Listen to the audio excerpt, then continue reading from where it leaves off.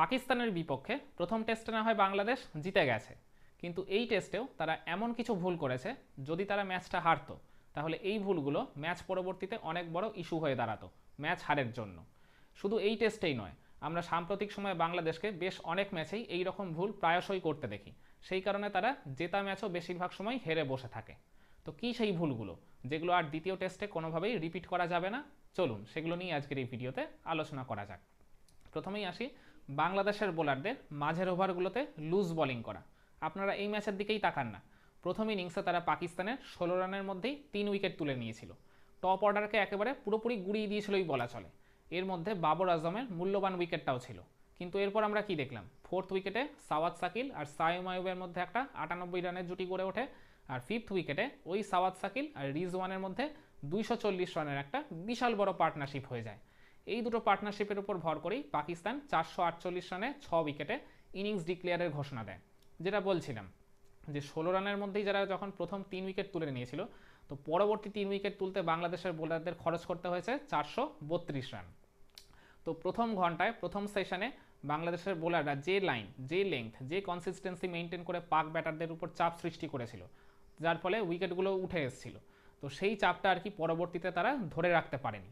জানি প্রথম দিকে কিছুটা কন্ডিশনে তারা সুবিধা পেয়েছিল, কিন্তু পরবর্তীতে কন্ডিশনের সুবিধা না পেলেও লাইন লেংথের কনসিস্টেন্সি মেনটেন করতে তো আর কন্ডিশনের সুবিধা লাগে না, সেটাও তো তারা করতে পারেনি। সেই কারণেই 448 রান উঠে গেছিলো। ওই সময় আমি মনে করি 50 রানের মধ্যে যদি তারা পাকিস্তানের আরও একটা উইকেট তুলে নিত, ইউ নেভার নো, ওই 448টাই হয়তো 248-এ গিয়ে থেমেও যেতে পারতো। তার ফলে বাংলাদেশ আরও সহজে ম্যাচটা জিতে যেতে পারতো। ওই ম্যাচটা আর কি দিনের শেষে বাংলাদেশ জিতে গেছে বলেই এই রিজনটা সামনে আসেনি। যদি হারতো তাহলে এই ঘটনাটা কিন্তু অনেক বড় একটা ইস্যু হিসেবে সামনে আসতেই পারতো। শুধু আর কি এই ম্যাচেই নয়, আমি সাম্প্রতিক অতীতে বলছিলাম বেশ কিছু সিরিজ আর ম্যাচেও এইরকম ঘটনা তারা ঘটিয়েছে। আপনারা আর কি এই বছর ওই জিম্বাবুয়ের সাথে ফার্স্ট টি20 ম্যাচটার কথাই চিন্তা করে দেখুন না। ওইখানেও জিম্বাবুয়ের একসময় 41 রানের মধ্যে 7 উইকেট চলে গেছিল, কিন্তু এরপর তারা ইনিংস শেষ করে কত রানে জানেন? 124 রানে। 41-এ 7 হয়ে যেখানে গেছিলো, সেখানে 124 রানে ইনিংস শেষ করা কোনোভাবেই কিন্তু কাম্য নয়। আবার ওই গত বছর মিরপুর টেস্টে ওই নিউজিল্যান্ডের এগেনস্টে, ওখানেও আর কি একই রকম প্রায় ঘটনা ঘটেছিল। নিউজিল্যান্ডের একসময় রান হয়েছিল 97-7, সেখানে তারা পরবর্তী আর কি 3 উইকেটে রান তুলে ফেলে 180, মানে লাস্ট 3 উইকেটে তারা 83 রান যোগ করে। তো ওইটাও আর কি বাংলাদেশ ওই টেস্টটা হেরে গেছিলো খুব কাছাকাছি গিয়েও। তো আর কি দেখা গেল দিন শেষে ওই আর কি ঘটনাটাও এই ম্যাচ হারের জন্য অন্যতম একটা বড় কারণ ছিল। তো আর কি এটাই বলছিলাম যে ভালো স্টার্ট পেয়ে যাওয়ার পর আর কি ওই চাপটা যেন তারা পরবর্তীতে ব্যাটারদের উপর ধরে রাখতে পারে। আর মানে ওই চাপটা ক্রিয়েট করে রেখেই তারা তাদের টার্গেটই সবসময় যেন থাকে যে অল্প রানের মধ্যেই গুটিয়ে ফেলা, যদি তারা একটা ভালো স্টার্ট পেয়ে যায়। এই সুযোগটাই কিন্তু কাজে লাগায় বড় বড় টিমগুলো। ফলে আর কি তারপরে আর কি তারা ছোট টিমদের কোনোভাবেই আর কি সেইভাবে মানে ম্যাচে কামব্যাক করার সুযোগ দেয় না। তো যাই হোক, এই ভুলটা যখন এই ম্যাচে হয়ে গেছে, আর কি পরবর্তীতে আর কি আশা করব নেক্সট ম্যাচে এই ভুলটা যেন আর তারা কখনোই না করে। দ্বিতীয় কারণ হচ্ছে ক্যাপ্টেন শান্তর অন দ্য ফিল্ড ঠিকমতো ডিসিশন নিতে না পারা। আমরা এই রাওয়ালপিন্ডির উইকেটে শুরু থেকেই দেখছি সবুজ ঘাসের আস্তরণ রয়েছে। তো এটা দেখে তো সবার এরকমই মনে হবে যে এই উইকেটটা পুরোপুরি পেস বোলিং ফ্রেন্ডলি হতে যাচ্ছে। তো প্রথম 2-3টা দিন কিন্তু অলমোস্ট সেরকমই ছিল। তো আমরা দেখেছিলাম সেই কন্ডিশনের সুবিধা কাজে লাগিয়ে বাংলাদেশের পেস বোলাররা প্রথম দিন প্রথম ঘন্টায় কিভাবে পাক ব্যাটারদের উপর চাপ সৃষ্টি করেছিল। আমার মনে আছে ফার্স্ট দিন খুব বেশি ওভার কিন্তু স্পিন বোলিং করানো হয়নি। সাকিব 2 ওভার আর মিরাজ বোধহয় সম্ভবত 4 ওভার বল করেছিল। কিন্তু দ্বিতীয় দিন বাংলাদেশের পেস বোলাররা যখন প্রথম ঘন্টায় উইকেট তুলতে ব্যর্থ হলো, সেরকমভাবে কোনো রকম থ্রেড জেনারেট যখন তারা করতে পারেনি, তখন ক্যাপ্টেন শান্ত কী করলেন? এক পাশ থেকে সাকিব আর এক পাশ থেকে মিরাজকে কন্টিনিউয়াসলি বল করিয়ে গেলেন। তখনও আর কি মানে পিচের ঘাসগুলো কিন্তু সতেজ ছিল। জানি আর কি উইকেটটা অতটাও পেস ফ্রেন্ডলি নয় যতটা আর কি দেখে মনে হচ্ছিল, কিন্তু ওই কন্ডিশনটা ওই সময় তখন কিন্তু পেসারদের জন্য যেটুকু সাহায্য করতো, স্পিনারদের জন্য কিন্তু একেবারেই কোনো রকম সাহায্য করতো না, কারণ উইকেটে তখনও সেভাবে কোনো স্পিনই ধরেনি। সেই কারণেই আর কি ওই মিরাজ আর সাকিব যখন দুপাশ থেকে কন্টিনিউ করে গেলেন, পাকিস্তানের 2 ব্যাটার ওই রিজওয়ান আর সাওয়াদ সাকিল তখন সেট হয়ে যাওয়ার একটা পুরোপুরি অপরচুনিটি পেয়ে গেলেন। শুধু তারা সেটই হলেন না, ওই 2 বোলারকে কন্টিনিউয়াসলি চার্জ করে তাদের এগেনস্টে রানও বের করতে থাকলো। আমার মনে আছে পাকিস্তানের ফার্স্ট ইনিংসে এই সাকিব আর মিরাজ যৌথভাবে করেছেন 48 ওভার, তারা দিয়েছে 180 রান, আর মানে নিতে পেরেছেন মাত্র 2 উইকেট। তো প্রায় আর কি 4-এর কাছাকাছি ইকোনমিতে তারা রান বিলিয়ে গেছে। তো এই ভুলটার জন্য আর কি মানে দেখা গেল ইনিংস শেষে পাকিস্তান তুলে ফেললো 448 রান। তো আমি মনে করি ওই টাইমে সাকিব মিরাজের মধ্যে একজনকে দিয়ে যদি কন্টিনিউ করাতো এক পাশ থেকে, আরেক পাশ থেকে এই 3 পেস বোলারের মধ্যে একটা একটা করে পেস বোলারকে আর কি ঘুরিয়ে ফিরিয়ে তখন দেখতেই পারতো। দুপাশ থেকে অ্যাট দ্য সেম টাইম এতগুলো ওভার স্পিন বোলিং কন্টিনিউ করানোটা ওই টাইমে উচিত হয়নি। তো এইটাও একটা, যদি বাংলাদেশ ম্যাচ হারতো, বড় কারণ হিসেবে সামনে আসতেই পারতো। নাম্বার 3 হচ্ছে বাংলাদেশের টপ অর্ডার আর মিডিল অর্ডারকে আরও বেশি করে দায়িত্ব নিতে হবে, কারণ রোজ রোজ লোয়ার মিডিল অর্ডার রান করে বা পার্টনারশিপ করে ম্যাচ কিন্তু জেতাবে না। আপনারা যদি এই ম্যাচেই বাংলাদেশের ফার্স্ট ইনিংসটার দিকে তাকান, তাহলে দেখবেন প্রথম 5 উইকেটে বাংলাদেশ তুলেছিল মাত্র 218 রান। তখন পাকিস্তানের করা ওই 448কে অনেক দূর মনে হচ্ছিল।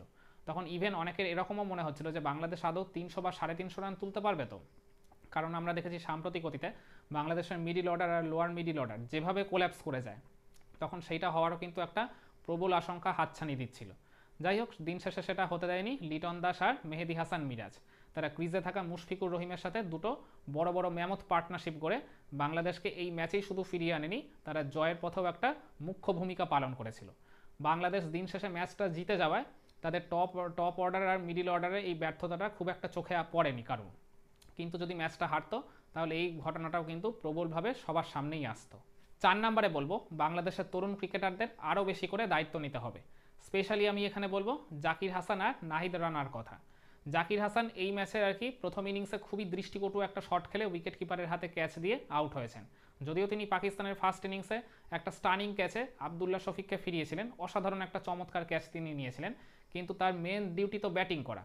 তো সেখানেই যদি তিনি রান তুলতে না পারেন তাহলে টিমের টিকে থাকাও তো তার পক্ষে খুব মুশকিল হয়ে যাবে। আর নাহিদ রানাও আর কি মানে পাকিস্তানের ফার্স্ট ইনিংসে খুবই আর কি তার লাইন লেংথ ম্যানেজমেন্ট খুবই বাজে ছিল। তিনি আর কি যতই 140-42-এ বল করুন না কেন, লাইন লেংথটা যদি তিনি বজায় রাখতে না পারেন ঠিকভাবে, ব্যাটসম্যানদের উপর যদি চাপ সৃষ্টি করতে না পারেন, তাহলে আর কি শুধু পেস দিয়ে তো আর কি কাজ চালানো সবসময় সম্ভব নয়। আর কি মনে আছে তিনি প্রায় 5.5-এর উপর ইকোনমি রেখে ফার্স্ট ইনিংসে রান দিয়েছিলেন। তো এই রকম চলতে থাকলে কিন্তু তার পক্ষেও টিমে টিকে থাকাটা মুশকিল হয়ে যাবে।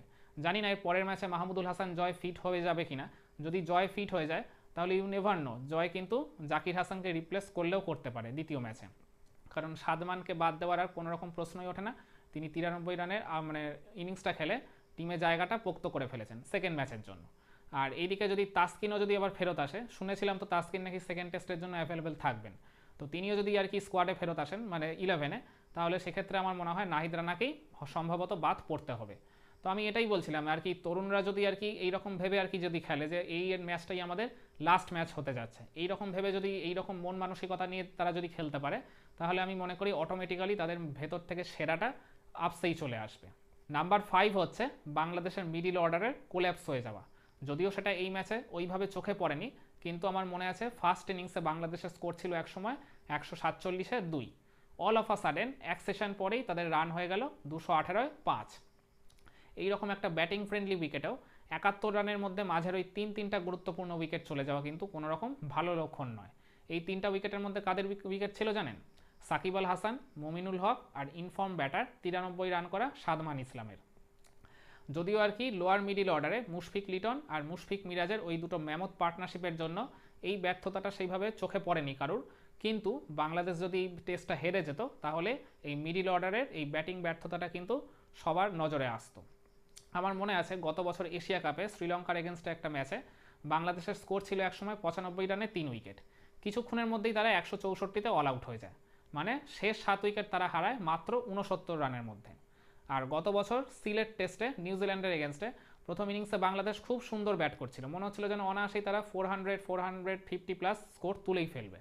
210 রানে একসময় তারা 4 উইকেট ছিল, সেই সময় তারপরে 310 রানের মধ্যেই তারা অল আউট হয়ে গেল, মানে ওই শেষ 6 উইকেটে তারা করতে পেরেছে মাত্র 100 রান।